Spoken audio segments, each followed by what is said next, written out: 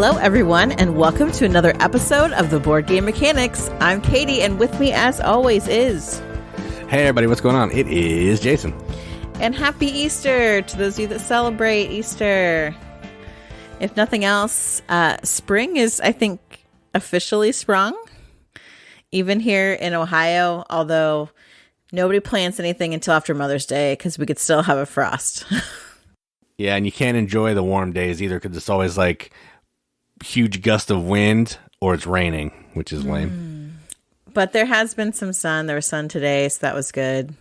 That's true. Today was pretty nice. It's been nice. Our kids have been on spring break, and they're driving me bananas.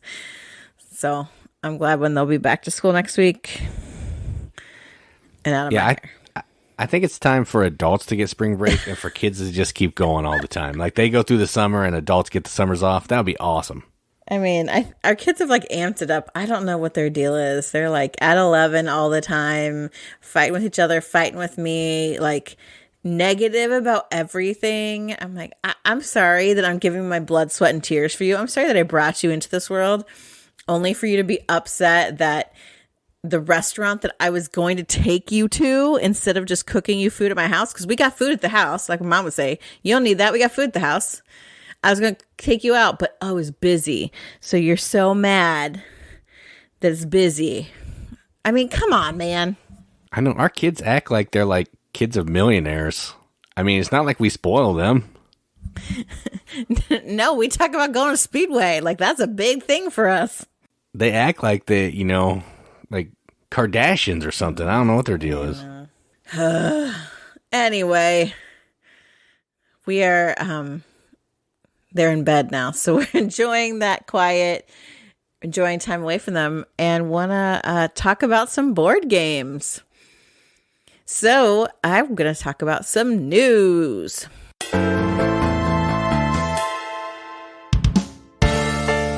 My first game from news is actually not on Kickstarter. It's on Gamefound. That's right. Sometimes we look at other crowdfunding applications. That's why I just call it news instead of Kickstarter news. Actually, my correspondent in Field Fan Zero is really good at checking all of the sites. And then I'm like, oh yeah, I normally just stick to Kickstarter. But this is a really cool themed game and the artwork is awesome. And so are the bits. So I definitely want to talk about it. And this game is called Tir na Nog Between Worlds. This is an Irish kind of Celtic themed game where you are a storyteller going into the other world and visiting Tir na Nog. It's got these cool, you have like your little storyteller like icons that you're sending them out to get encounter cards.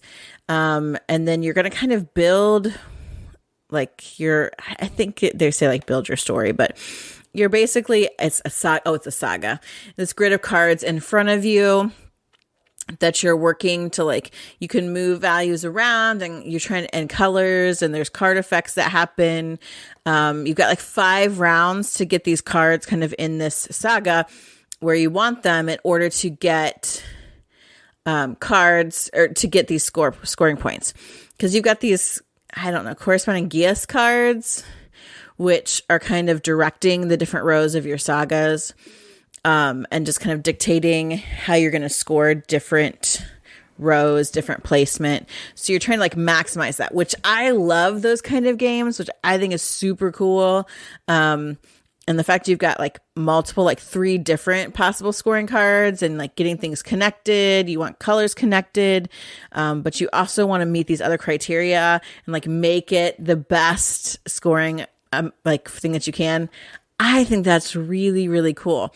Another really cool thing they do with this is that they've included the expansion and some upgraded bits.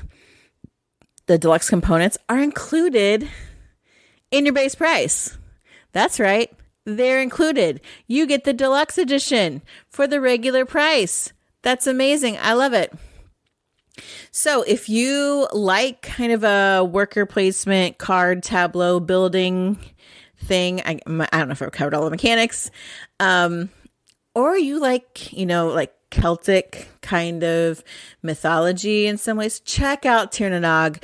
It's on Gamefound. There's 6 days left, and The deluxe edition, remember, $36.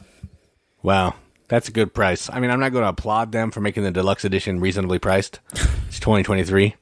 But yeah, I do appreciate that. We will be getting a copy of this, and there'll be a video of it on our channel. I don't know if we get to keep it, but we'll at least have it for like a couple hours to do the thing that we need to do with it. Fingers crossed that we get to keep it, because it's cool. It does look like a cool little game, though, for sure. Yeah. All right, so back over to Kickstarter. The next game I want to talk about, it probably will be off Kickstarter by the time that you hear this podcast. And I'm so sorry about that, but I so want to talk about this game, and I'm hoping to convince Jason that he needs to buy back the deluxe version of this game for me, because I want it so bad. And if you don't know why I want it so bad, you obviously haven't listened to the podcast for a while. The game is called Let's Go to Japan. This is from AEG. I'm a big fan of AEG games. We have a lot of there's little small games. They just do such a great job. They had great sales for Wild Origins. It was like my jam. Now they go and they're like, let's go to Japan. I'm like, heck yeah, let's go to Japan. Love it. So what you're actually doing is you're planning a trip through Japan, from Tokyo to Kyoto, up to Kyoto. So you draft cards. So you're drafting cards to be placed in your itinerary. So you've got these different days, Monday through Saturday, that you're going to go on this trip. So you're drafting activities to put them into your itinerary. And you can place them, you can stack up different activities all on the same day, but those activities maybe you can match icons up that'll give you favorable conditions so that those activities go well, because all activities, even if they're great, they can bring you happiness, but they're also going to bring you some stress. Because, I mean, like me, I don't like a super planned vacation. So you got to make sure you're balancing the stress with your happiness. And so you're passing cards, the cards you don't pick, to the next player. Rounds are moving, and the round marker actually tells you how many cards that you're going to draft and play the next round, which I think is kind of cool. So you're really juggling. In order to travel between cities, you got to add train ticket tokens to go between these activities if you're going to different places. And then at the end, you're going to go on this trip that you've built together to activate and score your cards Monday through Saturday. I love that idea. I don't know it yet. I feel like this is Vincent Dutrait art, but I don't know. I don't know that either. I don't think it is. That doesn't mean it isn't. It has a look, but I don't know who did the art. Oh crap. It's by the game. Josh Wood made the game. I do know that he's the. Yeah, he does a lot of his own art, so maybe he did the art. If he did, he has a feel like Vincent Dutrait. It kind of gives me that feel to the look of it. But you can do the activities are really cool. Eat ramen at the best place, and I'm like, oh yeah, dang, I love that, right? And then if you add certain tokens to it, you can visit the master chef there, and you get points for this lucky cat. I love it. Or visit an anime museum, or go to a traditional drumming class. It's so cool, right? I love that. So if you love Japan like me, or if you like fun little drafting tableau management games, looks like maybe some set collection, pinging things off of each other to get those points based on the different kinds of activities you have. Check out Let's Go to Japan by AEG. By the time this episode drops, I think 2 days left on the Kickstarter. I'm so sorry. $39 for the base game. However, the deluxe edition looks amazing. I mean, amazing. So it's called the Matsuri edition. It's delivered in a furoshiki cloth.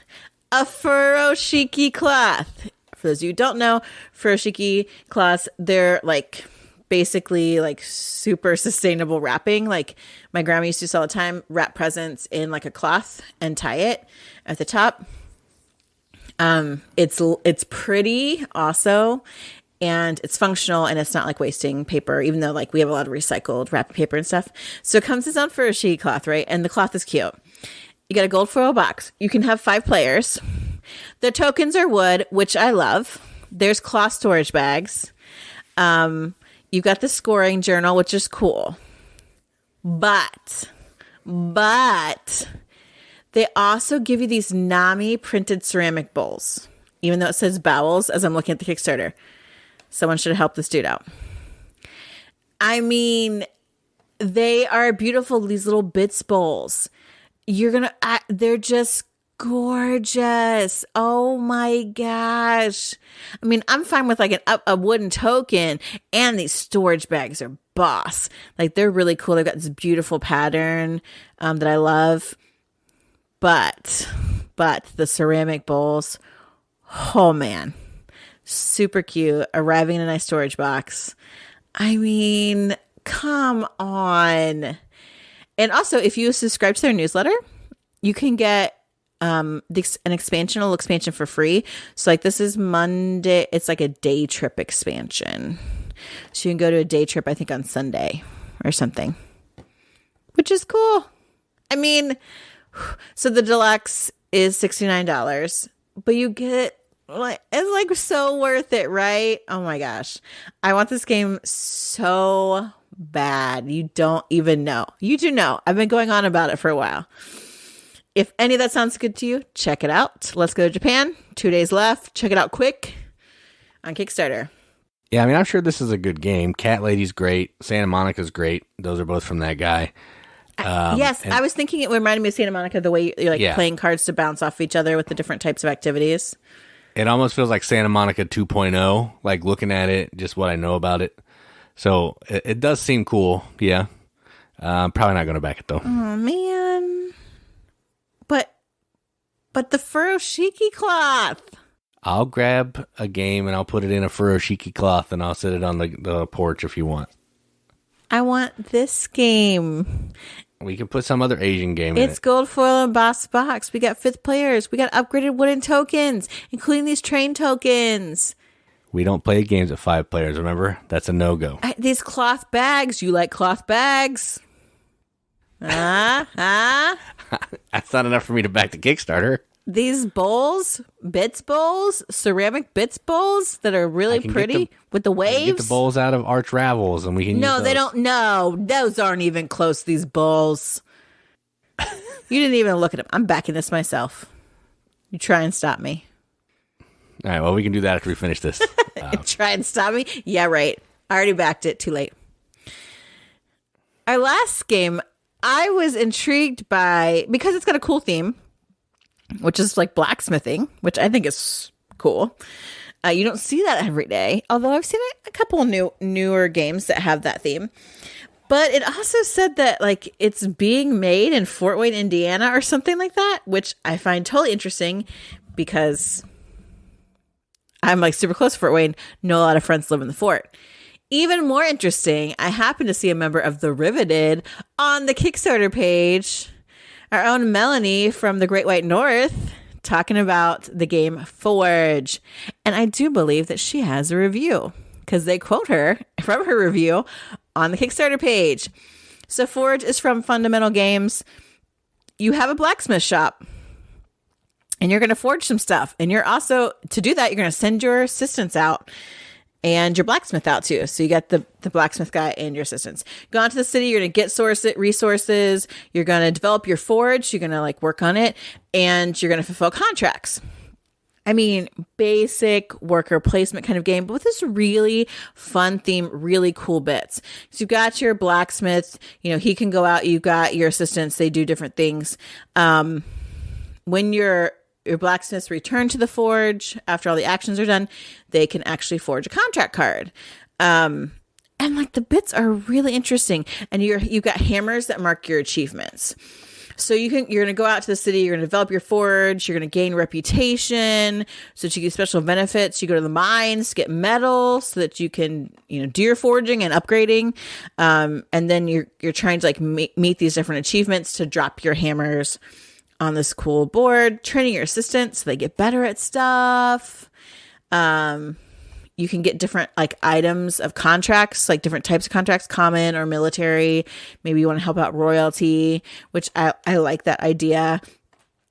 Trading those incomes and all kinds of things. Super Cool. Super cute. I like that idea. You're a blacksmith. I gotta get my stuff. I'm gonna forge this stuff. Gonna make my shop better. I love that. We watched a lot of Forged in Fire around here. So I feel like every time I'd make something, I'd be like, it will kill. It will kill. And I want to get like that Army Ranger guy to like narrate while we're playing. You think he's busy? I don't know. What's his Will Willis? Will Willis. Is that his name? Will Willis? I think so. It almost sounds not real, but that dude is legit. So since I can't be on Forged in Fire, I probably will play Forge instead. So if that sounds interesting to you, check out Forge on Kickstarter. 5 days left on the campaign, and it is $56. Yeah, this one does look cool. And I was looking up this company and the designer, and I really thought I'd done a game from them, but I didn't recognize any of the games on the list. So it just all seemed super familiar, like the company name, the designer's name. I was like, man, I've done something here. But no, they're all games that I would never play. Aside from this one, I would play this one. But the other ones, not so much. Well, there you go. And those are all the games I have for this week on Kickstarter. And Gamefound, actually.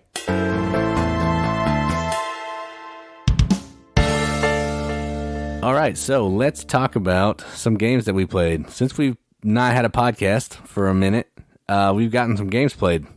We played a lot of games, a lot of games. And we're going to talk about 3 of those games. And we're going to start with the one that I'm pretty excited about. It's the second game from Plaid Hat that's in our collection. So, not just one, we now have 2. Next thing you know, we're painting minis and we're having campaigns. Hey now. No. This game is called Hickory Dickory. And we picked this up when we were out for our anniversary, just shopping, because that's what we do. We're exciting.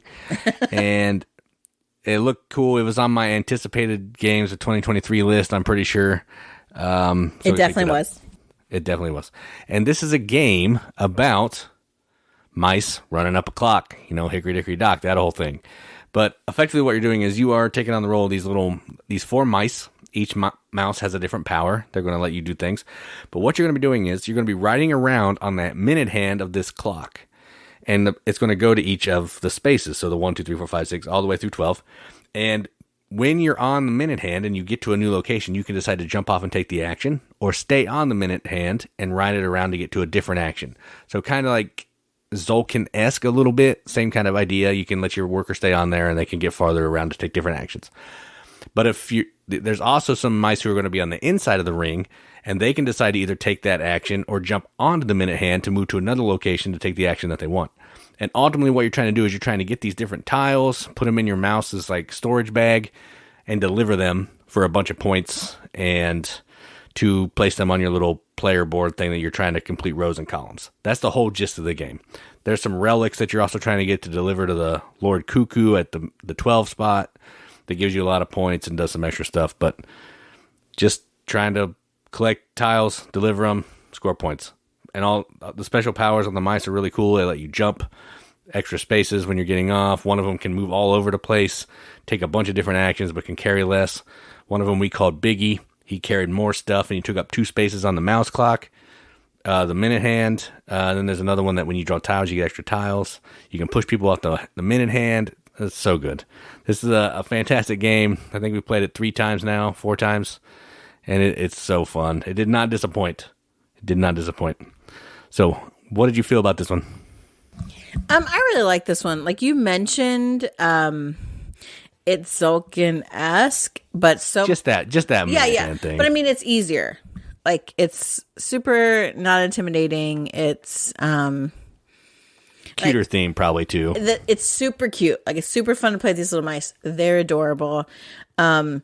And it is fairly strategic. I mean, you're like, okay, you really honestly need to get your mice together. If you have hope of, trading and getting stuff where it needs to be, like, because your mouse can only do the one action and then it's stuck there until the next round. So it's like, okay, I might not be able to deliver every round. I've got to get some, different like buttons and marbles and stuff in my bag. I have to get to someone who can actually sell it. So that moving around, trying to hang out on the clock hand, as long as you can, or to be able to be in the same space as another one of your mice. Like, that's super key and difficult. Like, honestly, the first time we played this, I was like, boss.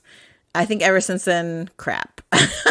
Like, really. Yeah, I actually won a game of this. It felt good. But it's really fun. It's really fun. I liked it a lot. It's super cute looking. So cute. I love it so much. The look of it. Totes adorbs, right? Yeah, it is awesome. And the thing that I think is interesting, we have 2 plaid hat games, and they couldn't be further apart in theme and gore and cuteness. Abomination, super dark and, grimy and crazy theme. And this one's adorable, like super inviting. So that's pretty cool too. All right, so the next game is one that I've played a lot online, and we got sent a copy from someone who listens to the podcast, and then we played it in real life, and I think Katie's actually played it more than me in real life. And this game is Sea Salt and Paper. And this is a Bruno Catala and Teo, I'm not sure how you say his name, Teo Riviere. I don't know, he's French. I'm not good with names. Sorry, that's just what we're going to say. Bruno and Theo. There we go. And this is a little card game with adorable little origami art. And what you're trying to do is you are trying to collect cards to score points. And the way you're going to do that is by either drawing cards off the top of the deck or drawing a card from the discard pile. Now, there are some cards you have to hold in your hand to collect the sets in your hand, and the more of those cards you get, the more points you get. But there are some cards that are called duos that they have matching symbols in the top corner. You can play those down, and you can take special actions. There's 4 different kinds of those. Some will let you draw off the top of the deck. Some will let you take another turn. You can steal cards from players, and you can search through the discard pile. And then you're going to keep going like that around until someone gets to 7 points. Once someone has 7 points, either a card's up in front of them and in their hand, they can decide to either stop, everybody scores the points on their cards, or they can do a last chance, which is I'm basically betting that even if everybody else takes one more turn, I'll have more points than them. And then once it comes, if you stop it, you score. If you go back around and you had the most points, then you score as well. And then you're just trying to play until a certain number of points based on the number of players, and whoever has the most points is the winner. That's it. It took longer to explain that than it does actually play the game, but it's a great game, fantastic art. It's a lot of luck, but you're just trying to. I like to call this making the best of what you draw the game. That's kind of what it is. But I really like it, and it's super fun. So, how do you feel about this? I don't know if I played it more than you. Like, maybe I've played it like 5 or 6 times now. I've only played it with Amber and Jamie, Chris and Amy, and you won, and that one game so that's it. Oh, okay, I played it. Yeah, so you played it more. And honestly, like when you explained it the first time, I was like, whoa, it seemed overwhelming. And then I taught it the other day, and I literally explained it in like 30 seconds. They're like, oh, okay, and it was fine. So I don't know what happened. Well, there's just so many cards. I think that can feel a little overwhelming. Yeah, or if I just understood it better myself. But probably. I mean, obviously, the origami is a huge winner for me. I've loved origami since I was a child. At Christmas time, my grandma we'd make cranes, put them on the Christmas tree. I love the feel of good origami paper. Like I love it. I love it. It's beautiful. So it's got me hooked. Obviously, I make up a different name every time I say this. Is almost as bad as I am with like kids' table board games. Yeah, good job. That was right. Was it right? I just said it real fast. Didn't think. I'm always like sand and salt water. I make up different. You were saying sea salt and sand yesterday. That's what you kept saying. I mess it up all the time. But it's one of those games that's like a laid back, like it's right in my wheelhouse of card games where the actions are simple. You either draw 2 and keep 1, discard 1, or you take 1 off the discard pile. Those are literally like what you do on your turn.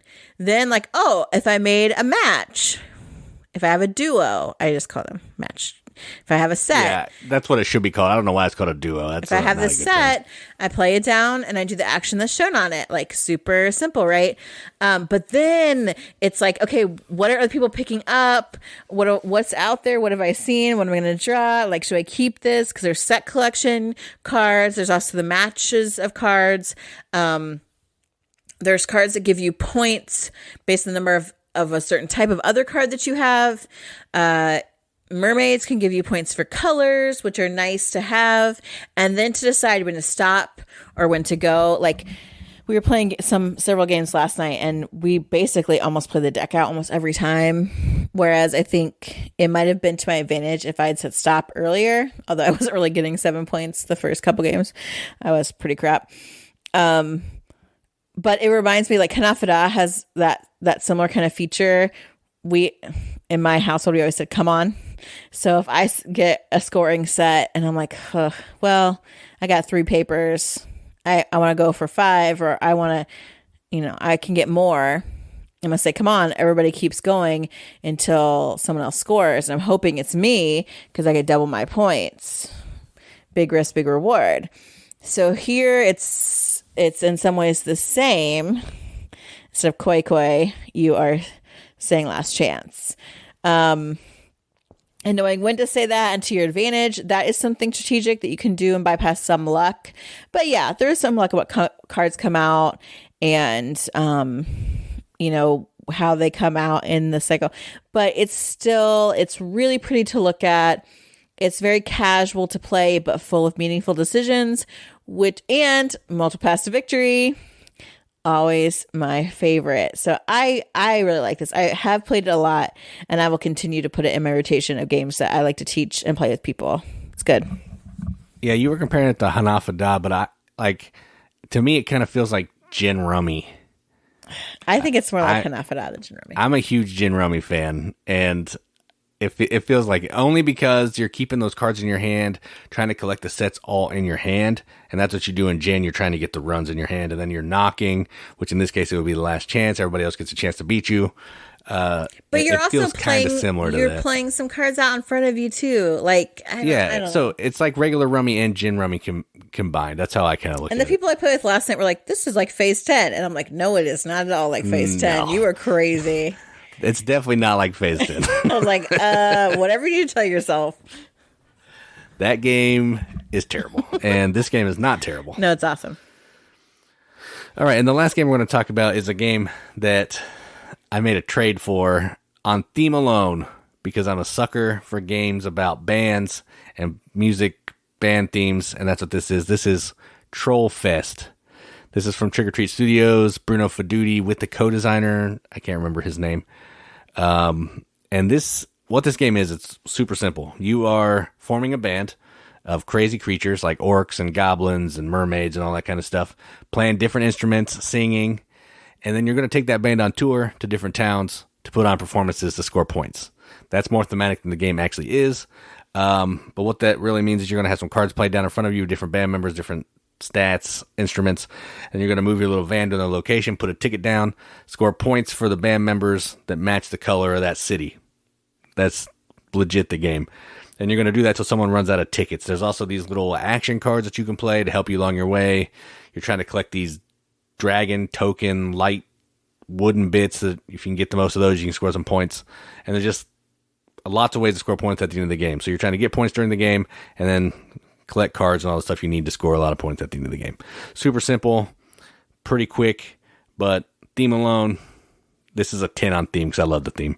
Gameplay is probably like a 6 or 7, but theme is a 10. So how'd you feel about TrollFest? It was okay.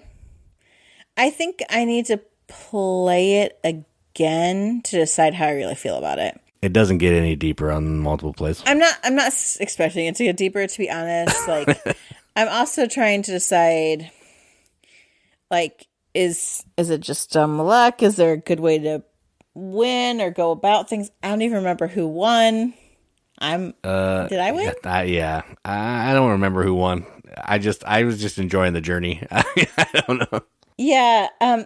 I feel like it has potential to be cool with that theme, but the theme doesn't really enter into a ton of stuff. So I don't know. It was okay. It was okay. I mean, it's something about getting an orc that's playing a mouth harp that's pretty fun. I mean, I would play it again. I will say that. I would play it again. But if it doesn't hit better the second time, I'm not playing it again. Yeah, I've played it twice. It plays out kind of similarly. But the good thing is it's like 35, 40 minutes. It is, so it is quick. That's true. It doesn't outstay its welcome, which is pretty nice. All right, so starting on a high note, ending on a note. Those are the games we played. Let's keep going.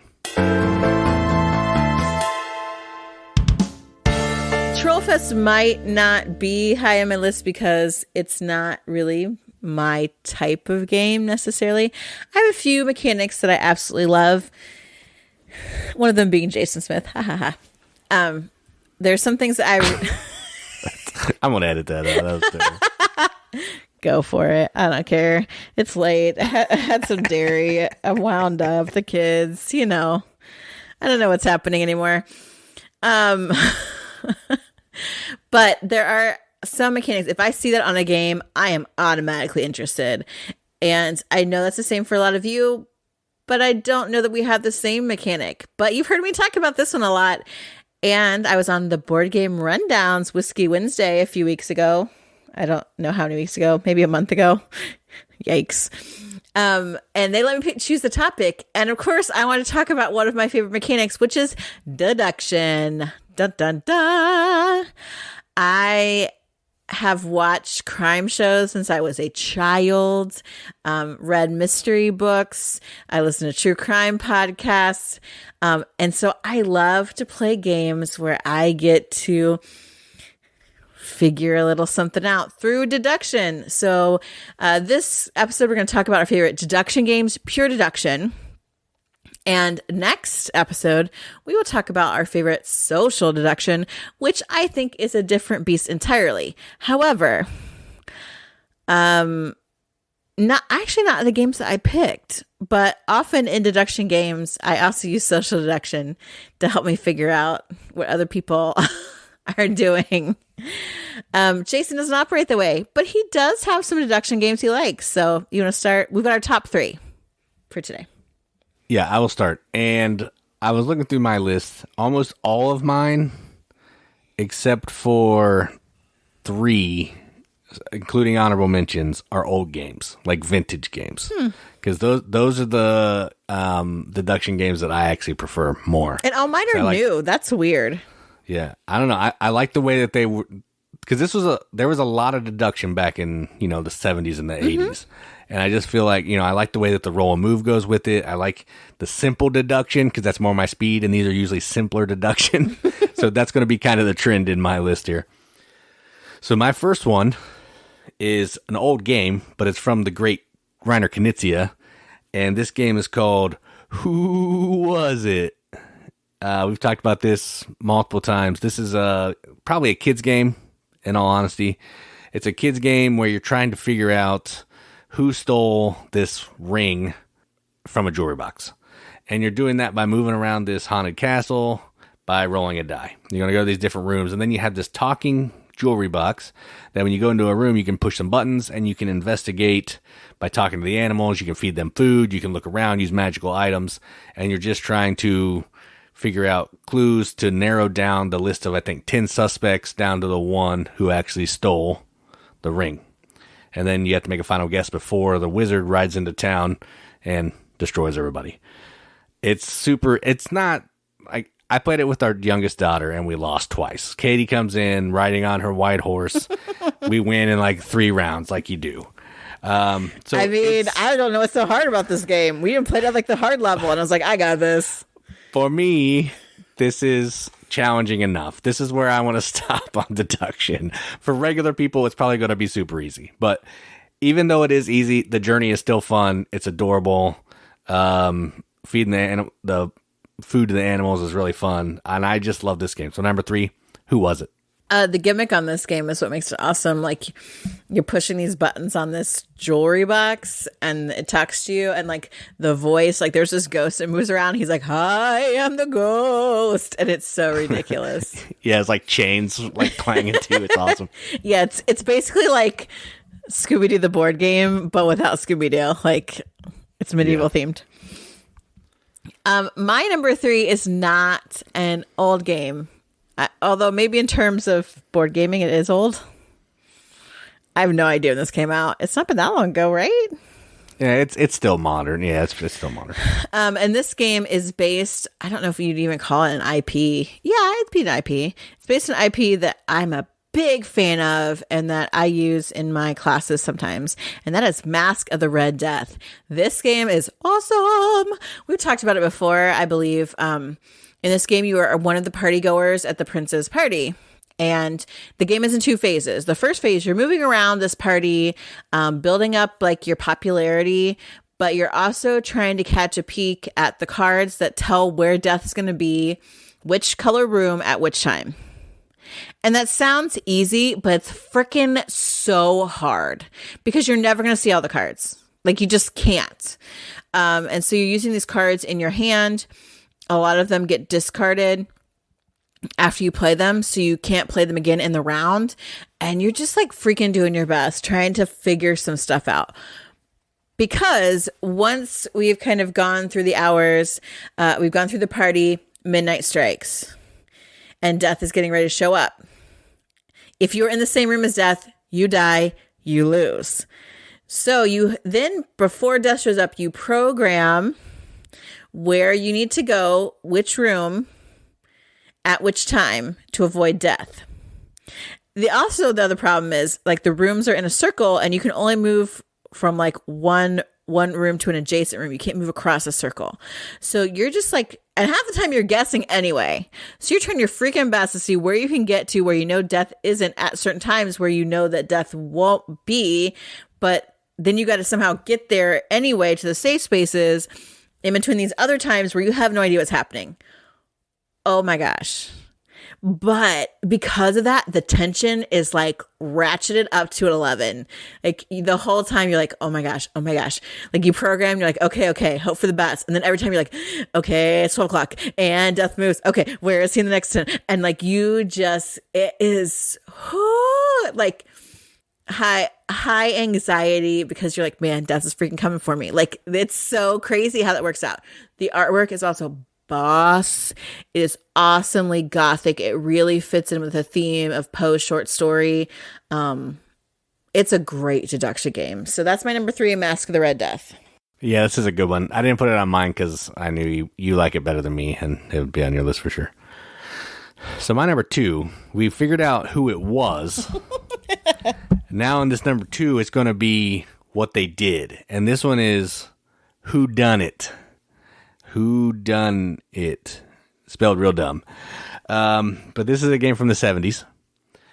And this is kind of like Clue. A lot like Clue. You're rolling dice, you're moving around this mansion. But where this one differs is, in each of these rooms in the mansion, there's going to be some tokens, which are going to have like a trait on it. And these traits could be like small, sharp, shiny. The people are like tall, dark, and handsome, that kind of thing. Dark, mean, neat, that type of stuff. And what you're trying to do is you're trying to get the traits or see the traits to eliminate the people that it's not on this card. So you know, if you see dark, mean, and neat out there in the board, you know that the person who has the traits dark, mean, and neat cannot be the criminal. So you're trying to find the traits that aren't there to narrow down the criminal. And there's suspect, there's weapon, there's a scene, and then there's a motive. So there's 4 things you're trying to figure out instead of just 3. And just like normal Clue, you can get some cards that like teleport you to a room. You can steal people's clues or look at their clues, get an extra clue off the board, take an extra turn, all that kind of stuff. The normal game stuff that you would do in the 70s, skip turns, that kind of deal. But I don't know. I like the way this one does it better than Clue. I like the tokens. I like that again, it's more my speed of deduction. This is probably easier than Clue, which is why I like it. It's definitely not a looker, but it's a fun game. So my number 2, Whodunit. Have I played this? Because what you said does not sound familiar at all. No, I've only played it with Brandon a couple times. Why not me? I don't know. You just weren't here. I probably do need to play it with you because it doesn't play as good with two. You need to have more than two people. It was pretty easy. We had like half the clues right from the start. It's like, I love deduction. Why are you hiding these deduction games from me? Yeah, this one has a similar vibe as the one that you're going to talk about in your honorable mentions, but I like this one a little bit better. Okay. My number 2 is like even more new than the last one, actually. I'm pretty sure. And it kind of violates my hatred of space games, which I'm notorious for, and also notorious for making exceptions to. And this is one of them. And that is Search for Planet X. Oh my gosh. I love this game, right? Like this is very similar to, not in theme, but in method to a game that Jason's going to talk about. But I like it way better. So you have a little, like there's this observatory that moves around and it's looking at different parts of the sky. And you're trying to figure out which sector Planet X is in. And you're doing that by deduction because there are also asteroids out there. There are, I forget what other stuff is out there in the black holes and something else, I think. Don't ask me, I blocked it out. These other bodies in the sky. And so you know how many there are. Like, okay, if there's none in this place, like there's this set of rules they give you. It's so straightforward deduction. Like, I don't understand, like, Jason tripped and fell on his face at like the starting line on this one. And I can't figure out why, because it is so straightforward. It reminds me when I was a kid, and I'm sure I've talked about this before. I went to this class a couple times a week where we did like special games and work and stuff. And one of them was called Mindbenders, where it would be like, you'd have a grid and on one side were like the names of kids and on the other side, like that would be like down the horizontal axis, then across the vertical axis would be like pets, different types of pets. And then we got more advanced. There'd be like a third, like lower section, which would be like the name of the pet. And then you'd have a series of clues that would be like Lois's pet is named Bob, but it's not a dog.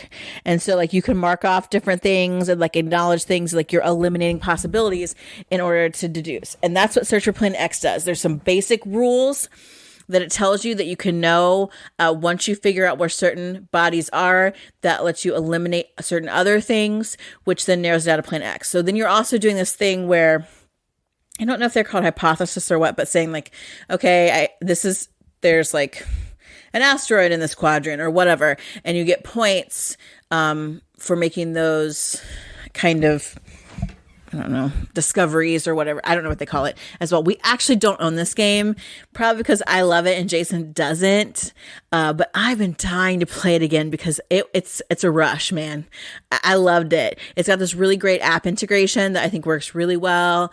The way that the observatory moves, I just think it's so cool. It's so cool. So my number 2 is Search for Planet X. So you say straightforward, but when I think straightforward, I think of my number 3 game, Whoowasit. Which Innocent. You still lost at. That's true. But that's straightforward to me. I don't know. This game is real bad. It's not even, I'm not a bad game. I mean, I did real bad at it. It's a good game. I'm just dumb. But to go along with you're not dumb. That's what I don't understand. My brain doesn't work in this way. It doesn't. It's just something that it just doesn't work. I can't do it. Deduction is always a struggle for me. You could give me 3 cards, take one out, and I have to try to figure out that third one. I'm probably not going to do it. Just the way it goes. It's okay. I'm going to keep trying, we all have our strengths. I can't arrange tiles that are different shapes. I don't know. Or squares. Or just squares even. I can't do that. So to go along with Katie's number 2, she kind of mentioned that my number 1 is like it, and it is kind of like it. So my number 1 is the Alchemists. And mostly why this is my number 1, it has some deduction in it, but it's also like a midweight Euro with some deduction slathered on top of it. With worker placement, so there's like worker placement, some like contract fulfillment, all that kind of stuff. But the deduction comes in is you're trying to mix these different ingredients to make potions. And you're going to do that by picking a couple cards. You're going to put it on this like screen you have in front of you, which is a big monster of a beast. And then you're going to take a picture of it with your camera, and it's going to tell you what kind of potion it is, if those things go together. We haven't played it for a long time, so I don't even know if that's right. But you're trying to figure out these potions and figure out what plants go with what to get the colors you need to sell to the travelers and to write papers on. There's going to be some icons up on this separate board, and you're going to be writing like research papers or something to score extra points. So yeah, it's got some deduction, but my favorite part of the game is actually the rest of it.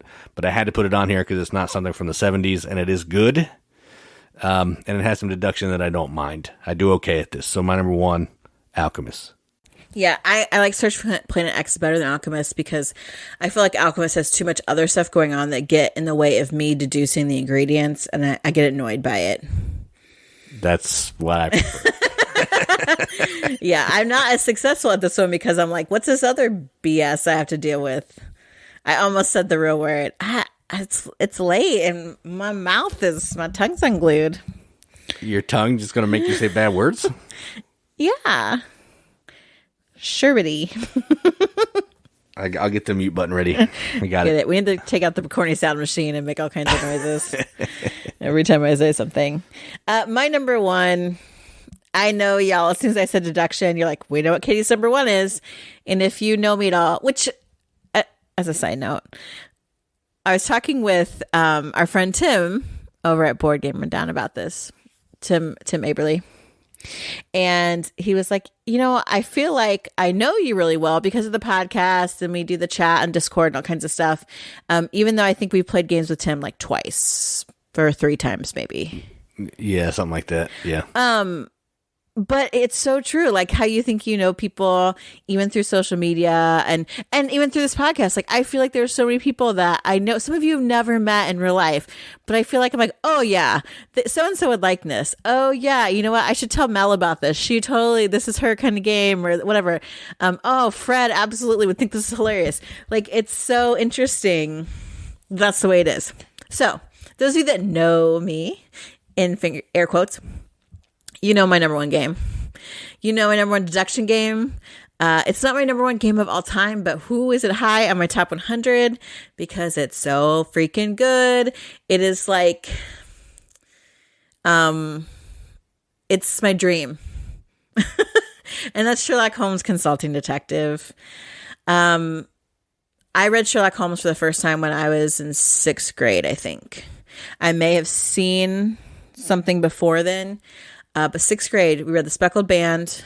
We watched a film strip and read The Hound of the Baskervilles. Gosh, I makes me sound ancient, but it was a film strip. I remember distinctly. You listened to it on 8-track. No, that's like late. Like it was a 45, man. No, it was. It changed me.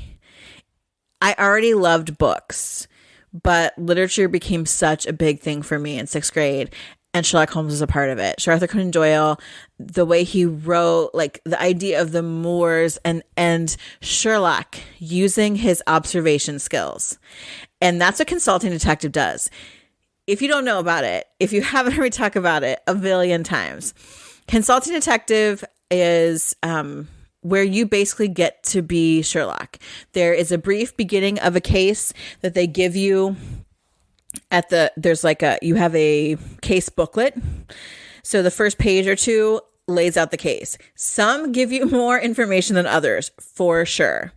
You've also got a map of London. You've got a London directory. You've got some newspapers.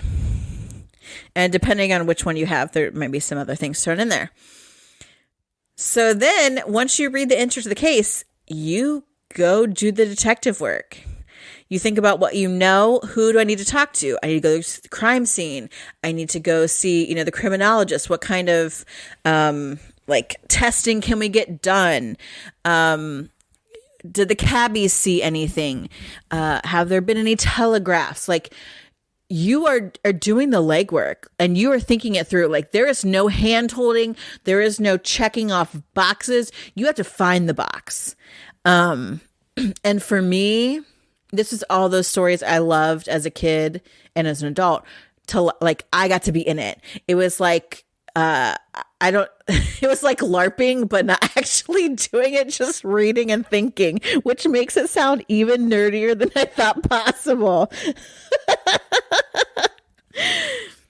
I don't wear costumes while I do this, but not yet. I'm like, I've got a magnifying glass. My favorite then there's several. There's the original, which Astari did at first. People like complained about that one. There's translation issues, whatever. That didn't stop me from having a good time. There's a Jack the Ripper and the West End Murders.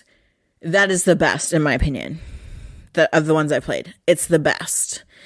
They've made other advances in the game since then to make it a more game-like experience, I would say. But when you work through the Jack the Ripper murders, it follows historically a lot of those murders, which I think is really interesting, number one. But in each case, you're not necessarily figuring out who Jack the Ripper is.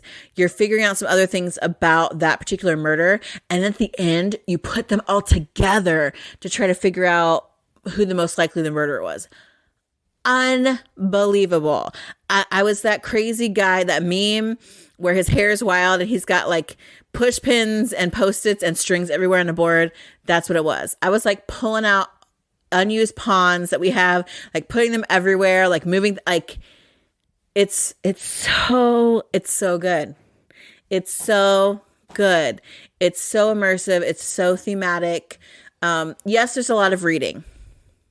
Obviously, it doesn't bother me. I'm an English professor. And I play with one of my best friends who she is also a big reader like me. And we love Holmes. And we just like get into it, man. We're like, kids, don't come talk to me. I'm solving a murder right now. I don't care what you need. Unless the house is on fire and I have to save this case, I don't care. Like it's so great. And it's like an armchair detective's dream as far as a game.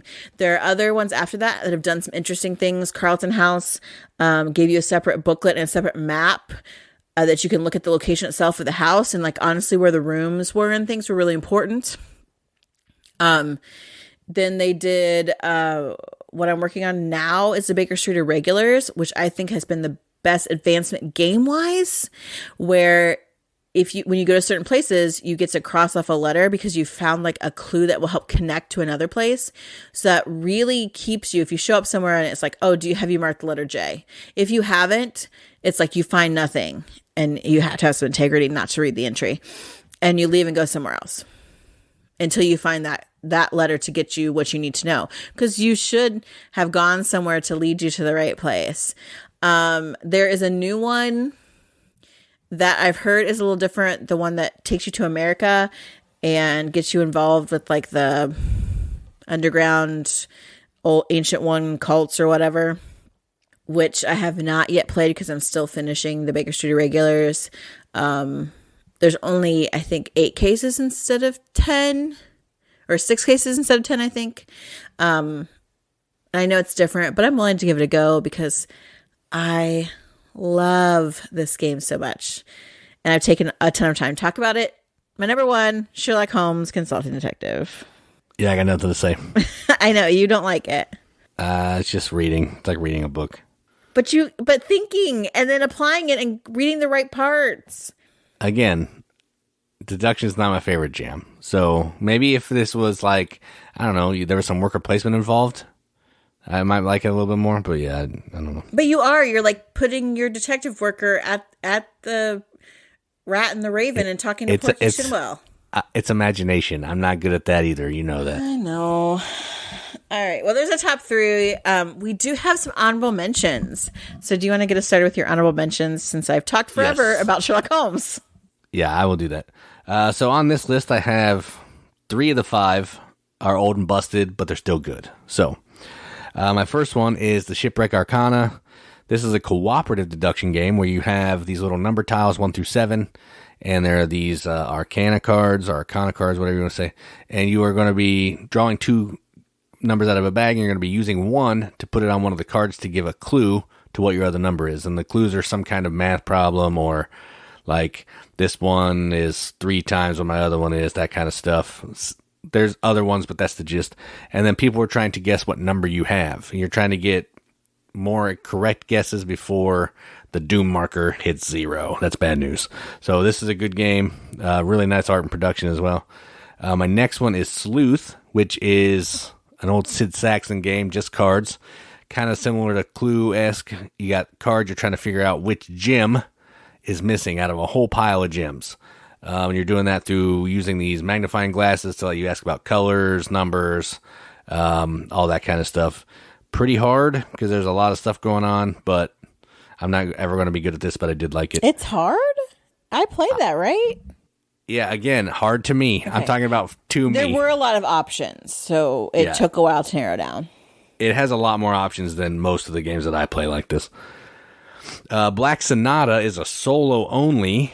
This is a fairly newish one, and this is about trying to find Shakespeare's Dark Lady. I think that's the theme. I don't really care. It's something like that. But this is interesting. You're moving around this little map trying to figure out where the Dark Lady is, and you have these interesting cards. You're going to be getting these clues of these cards that have holes in them. And when you get to a location you're going to investigate, you're going to take the card and you're going to flip it over and put it under another card. And if you see the Dark Lady's picture through the hole, you know you've guessed correctly. It's a really cool little mechanism. It's a pretty simple game to play. But again, I've played this a bunch of times, never won it, but I suck at deduction. My next one is an everybody versus one game, and that's Clue, the Great Museum Caper. Everybody's a detective in this. Someone's a thief trying to steal these paintings from the museum, and people are trying to figure out where the thief is before they get too many paintings and run out of the building. I don't like this game. Is it really deduction? I think so. You're trying to deduce where they're going or chase them around. I feel like it's hidden movement. But I guess it could be, I don't know. But you don't know where they are on the map, so you're asking questions and stuff with like the security cameras and all that thing. It's not as much probably as some of the other ones. And my last one, now, I think this could be a good game. But the rule book is terrible. And it's called Batman Gotham City Mystery. And this is a game, again, it's everybody versus one. Somebody's taking on the role of a villain. And where the deduction comes in here is that person's going to pick a villain out of the stack of like 8 randomly. And what that means is it's going to give them certain items around the map that they're trying to steal. And if they can steal all those items before the people figure out who the villain is, they win the game. And then everybody else is going to take on the role of Nightwing, Robin, Batman, and I think Batgirl, And then we're going to move around the map and they're trying to figure out what the bad guy's taking. If you catch the bad guy, you're going to get a look at some of their cards that they have. You're going to put it into this cool little bat computer, and it's going to show some lines. If the line points over to the side of a villain, then you know that they could possibly be one of those 3 or 4 villains. So as you're busting the bad guy and stealing their stuff from them, stealing their stuff back, you're going to narrow down kind of who they are so you can figure it out, arrest them, all that kind of stuff.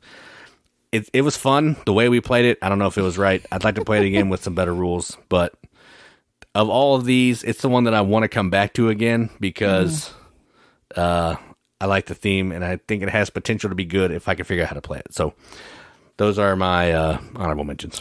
Yeah, we'd like to play with better rules, but we have to write those rules first. Is really probably what that is. We picked up this new game, really simple, fun game, 13 Clues.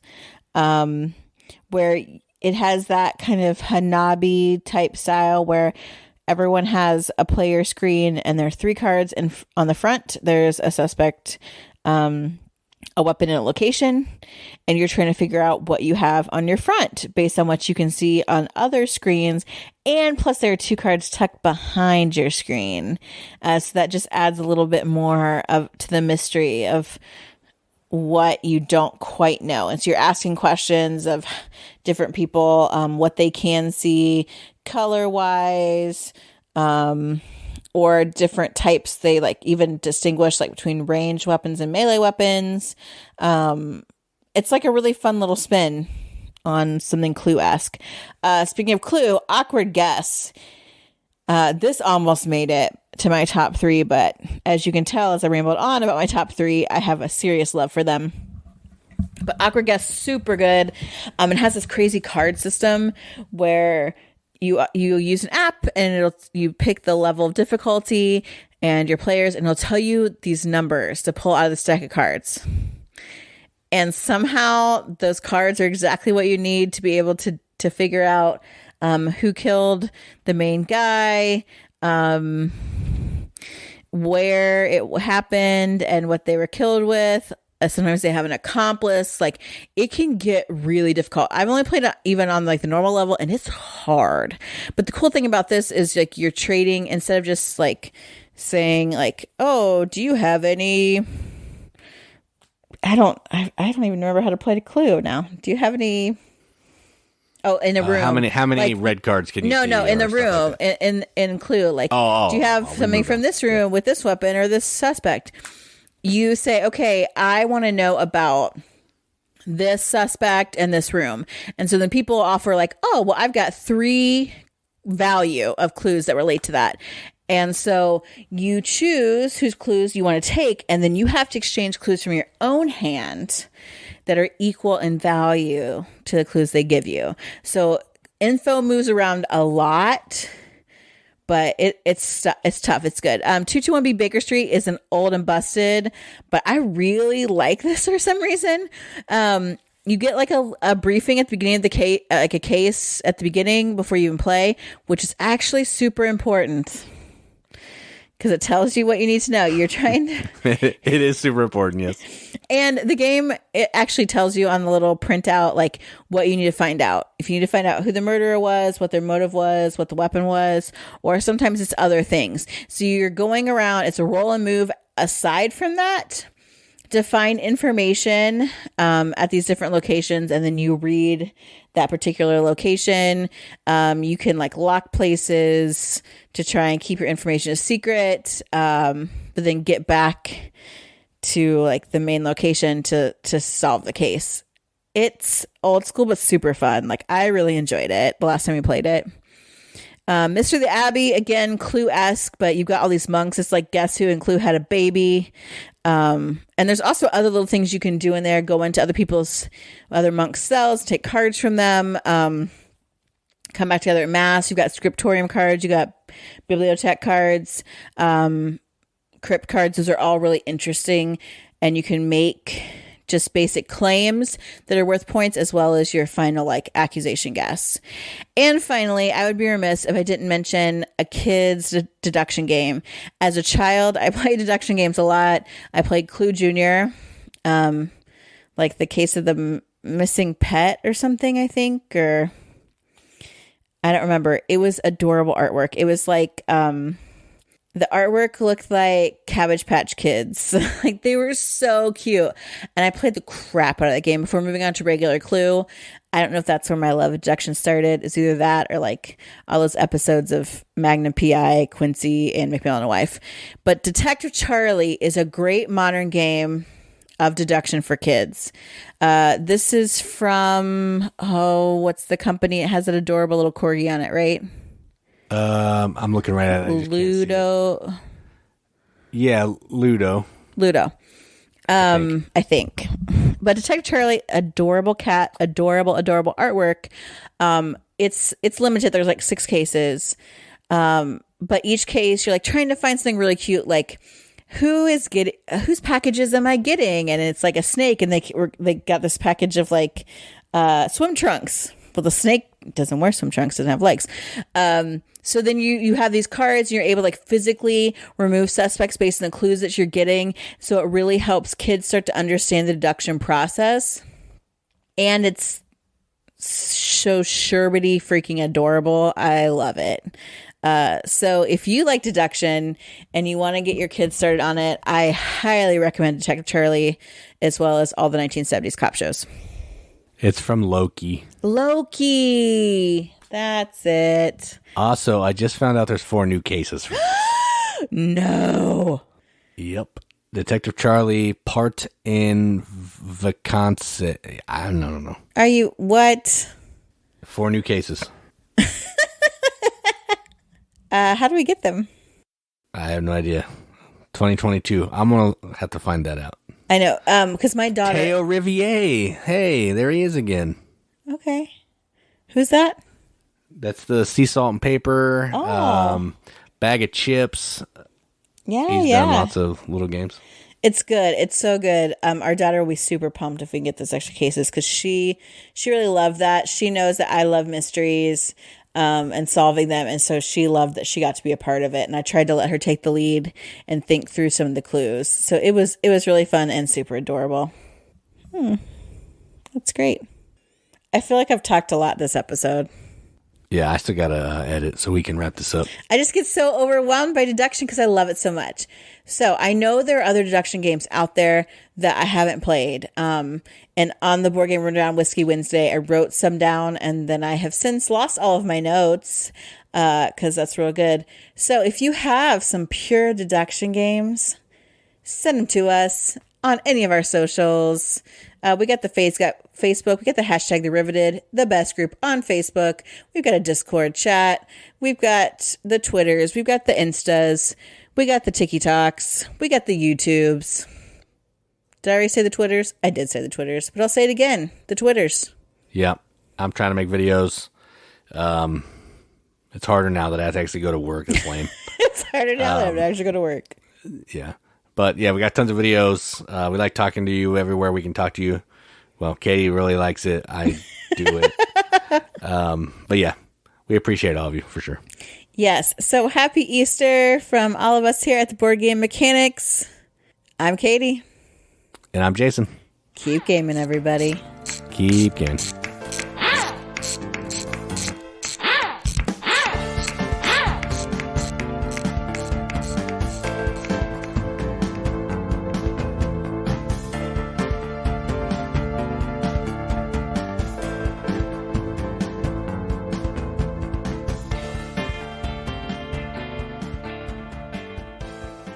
I feel like I got louder as the episode went on. Like I just kept escalating. Like I didn't know how to. I was having trouble controlling the volume of my voice.